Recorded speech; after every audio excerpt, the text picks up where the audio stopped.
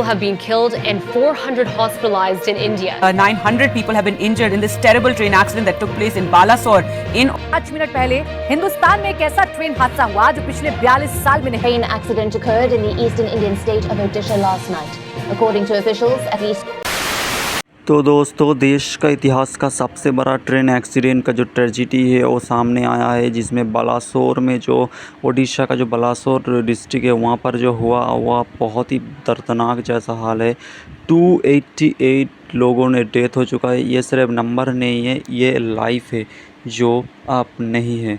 तो सोच सकते हैं कि 280 डेथ हो चुका है। जैसे ही ट्रेन एक्सीडेंट खबर आया, बंगाल के सीएम ममता बनर्जी कि अगर दो कैसे जाएगा, अभी तो इसमें रास्ता क्लियर नहीं होने से नहीं होगा। ओडिशा का सीएम नवीन पटनायक, देश का प्रधानमंत्री Narendra Modi, in fact royal minister Ashwini Vaishnaw ने भी वहां का दौरा किया, वहां का देखा क्या हालचाल है। उसके बाद जितने भी अपोजिशन पार्टी का जो लीडर है वो भी उस एरिया पर गया और देखा, क्योंकि this moment of grave national tragedy on account of the terrible train disaster in Orissa. I have instructed the entire Congress workers and party leaders and our other organizational wings to extend all possible help and whatever needed, the party workers should do it.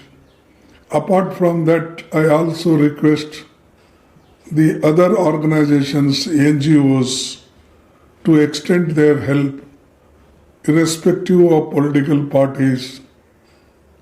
I request them come forward and help people who are in distress. ये जो tragedy है वो 21वीं सदी का जो first century है उससे सबसे बड़ा ट्रेजेडी माना जा रहा है, क्योंकि अब देखेंगे जितने भी बड़े बड़े देश है उसमें इतना बड़ा ट्रेजेक्शन होता नहीं है, क्योंकि वहाँ पर एफिशिएंट सिस्टम लगाया जाता है कि कम से कम ट्रेन हादसा को रोका जाए।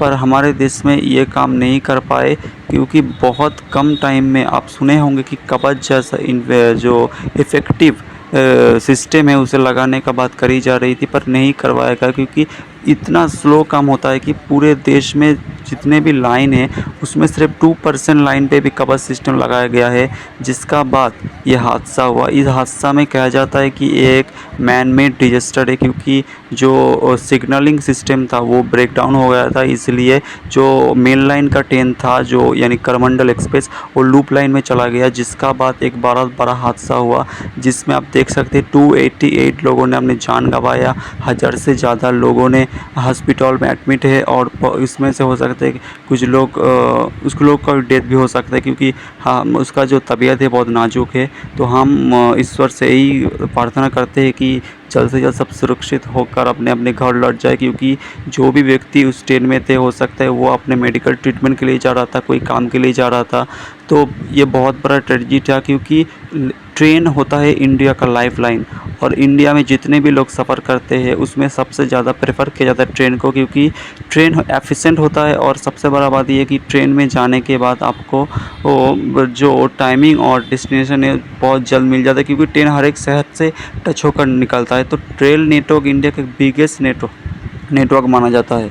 तो इसीलिए हम चाहते हैं कि सरकार से कि बहुत जल्द ये जो कवच सिस्टम है पूरे देश में जितने भी ट्रेन लाइन है और ट्रेन का जो जितने भी कंपार्टमेंट है सब में अटैच कर दिया जाए, ताकि कम से कम ट्रेन एक्सीडेंट को रोका जाए। अगर हम आपने दिखाए कि किस तरह से हुआ था, एक्चुअली में हुआ था कि अगर कवच सिस्टम यहाँ पर इंट्रोड्यूस होता तो ये जो ट्रेजेडी हुआ है ये नहीं होता, इतना बड़ा दुर्घटना होता ही नहीं है, क्योंकि इससे पहले ही ट्रेन को रोक लिया होता कवच सिस्टम ने। तो ये जो सिस्टम था इसे लगाना ज़रूरी था, पर जो भी हो गया है इससे हम कुछ सीख सकते हैं कि जल्द से जल्द होकर ये जो कवच सिस्टम है हमारे पूरे देश में लगाना चाहिए, जिसका कारण से इससे आगे आने वाले जो हादसा है ये कम हो सकता है। उसके बाद जो ये जो हादसा हुआ इसमें देश का नाम भी बहुत बड़ा काला थप्पा लग गया। क्योंकि देखिए जो 21वीं फर्स्ट सेंचुरी है, जिन्हें हम कहते हैं ना 21st सेंचुरी, इसमें ये जो ट्रेन एक्सीडेंट बहुत कम होता है, इतने बड़ा ट्रेन से होता ही नहीं, क्योंकि इतना टेक्नोलॉजी हाई हो चुका है कि ये ट्रेन एक्सीडेंट होना ही नहीं चाहिए।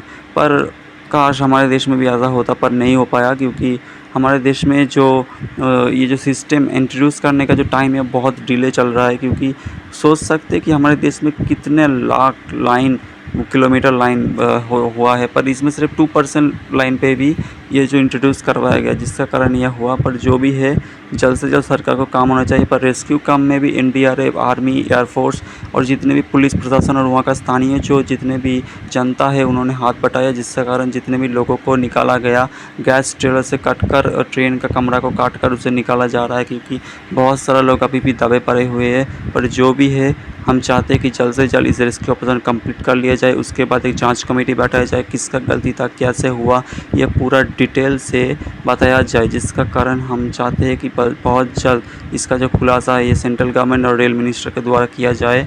क्योंकि इसके बाद जो पूरा देश का जो माहौल होगा, ये बहुत ज़्यादा ख़राब होने वाला है। क्योंकि देश का जो जनता है वो ट्रेन से यातायात सबसे ज़्यादा करता है, तो ट्रेन का ऊपर इसका भरोसा उठ जाएगा। इसका कारण हम नहीं चाहते कि ऐसा कोई माहौल बने। क्योंकि देश में जो ट्रेन होता है, ये इंडिया का लाइफलाइन होता है। इंडिया में जितने लोग रोज़ाना ट्रेन में ट्रैवल करते, उतना तो ऑस्ट्रेलिया का पॉपुलेशन तक नहीं होता। सोच सकते इतना ज़्यादा लोग पॉपुलेशन वाइज ट्रेन में ट्रैवल करते हैं। इसीलिए हम चाहते हैं कि जल्द से जल्द ये जो ऑपरेशन है, ये कंडक्ट करवाया जाए और एक फेयर कमीशन बैठाया जाए जो इसका जांच करेगा। धन्यवाद दोस्तों, इस वीडियो को देखने के लिए सब्सक्राइब कर लीजिएगा। जय हिंद।